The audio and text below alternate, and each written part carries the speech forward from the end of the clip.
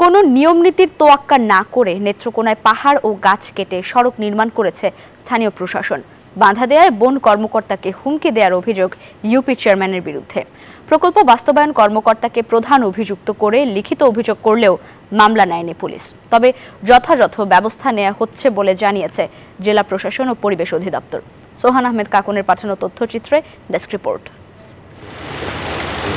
জেলার কমলাকান্দা উপজেলা সীমান্ত ঘেঁষা লেঙ্গুরা ইউনিয়নের প্রত্যন্ত গ্রাম কাঁঠালবাড়ি গ্রামের মেঠো পথটি গেল কয়েক মাস আগেও চোরাকারবারি সিন্ডিকেটের স্বর্গরাজ্য ছিল বলে অভিযোগ স্থানীয়দের। সড়কটি সরু হওয়ায় দুর্ভোগ পোহাতেন সিন্ডিকেট সদস্যরা। পরিবেশ আইন অমান্য করে 1 কিলোমিটার সড়ক প্রশস্ত করার প্রকল্প অনুমোদন দেয় উপজেলা প্রশাসন। পাহাড় ও গাছ কেটে সড়ক নির্মাণের অভিযোগ ইউপি চেয়ারম্যানের বিরুদ্ধে।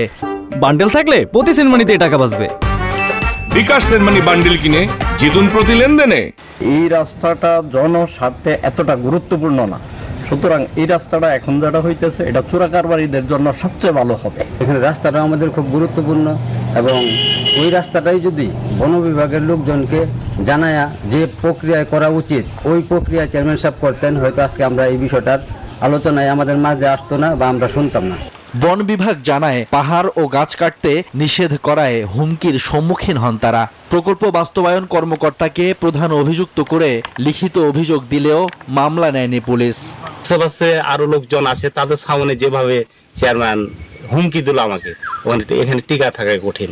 বিষয়টি তদন্ত করছে বন ও পরিবেশ বিভাগ। বর্তমানে যে ল্যান্ডটা কাটা হয়েছে পুরোটা ফরেস্ট্রি ল্যান্ড। এখানে পাহাড় কেটে 12 ফিট থেকে 14 ফিট চওড়া করে এখানে 2018-19 আর্থিক সনে সৃজিত উল্লট বাগানের 25-26টি গাছ বিনষ্ট করিয়ে রাস্তা নির্মাণ করা হয়েছে। যদিও সকল অভিযোগ অস্বীকার করেন ইউপি চেয়ারম্যান। বিষয়টি অবগত নন বলেও জানান উপজেলা নির্বাহী কর্মকর্তা। পাহাড় থেকে ঝর্ণা পেয়ে রাস্তার উপর দিয়ে প্রবাহিত হওয়ার কারণে রাস্তাটা কাদা হইতো। এর জন্য রাস্তার পাশ দিয়ে পাহাড়ের কাছ দিয়ে একটা ছোট্ট ড্রেন দিয়ে দিছি। চেয়ারম্যান মহোদয়ের সাথে আমি কথা বলেছি গাছের এখন যেটা বললেন, তো উনি যেটা বললেন যেটা ঝড়ে কিছুদিন আগে খুব ঝড় হয়েছে, সেই ঝড়ের তো বিষয়টা আমরা দেখব। তবে আইনি ব্যবস্থা নেওয়ার কথা জানিয়েছে পরিবেশ অধিদপ্তর ও জেলা প্রশাসন। আমরা ক্ষতিপূরণ অথবা মামলা আরোপের জন্য আমরা সদর দপ্তরকে আমরা পত্র মারফত আমরা অবহিত করেছি। মানুষ তো তারপর থাকে পাহাড় কেটে রাস্তা বানায়, ওটা অলরেডি পরিবেশ অধিদপ্তর থেকে এটা কিন্তু মামলাও করা হয়েছে। পাহাড় ও গাছ কাটার বিষয়টি গুরুত্ব দিয়ে অভিযোগ আমলে নিয়ে ব্যবস্থা নেওয়া হবে বলে প্রত্যাশা স্থানীয়দের।